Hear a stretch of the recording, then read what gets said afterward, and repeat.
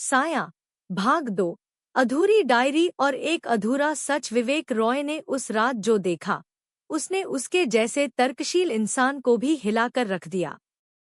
एक साया, धुंधला, काला, अस्पष्ट, जैसे परछाई खुद जिंदा हो, दरवाजे से आर पार होता हुआ अंदर आया और फिर एक पल में हवा हो गया। विवेक की आंखें खुली की खुली रह गईं। उसने झटपट लाइट जलाई, कैमरा चेक किया, हर कोना खंगाला, लेकिन कहीं कुछ नहीं था।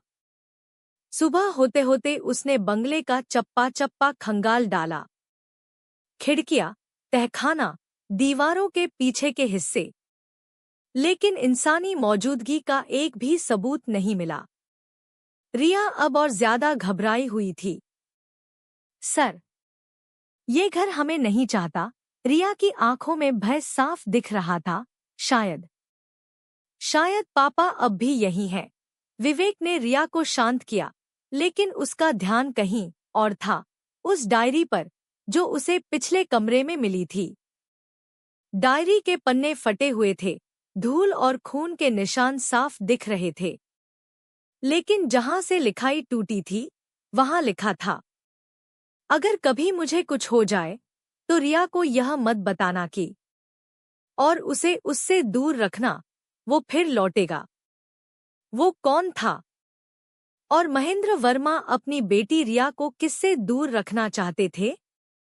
डायरी के अगले पन्ने अधूरे थे, लेकिन कुछ पंक्तियां अब भी पढ़ी जा सकती थीं। मैंने जो देखा वो इंसान नहीं था, वो कुछ और था।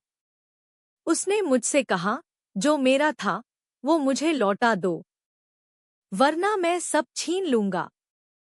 मुझे डर है कि अब बहुत देर हो चुकी है। विवेक की समझ में नहीं आ रहा था कि डायरी की बातों को वह पागलपन माने या किसी साजिश का हिस्सा।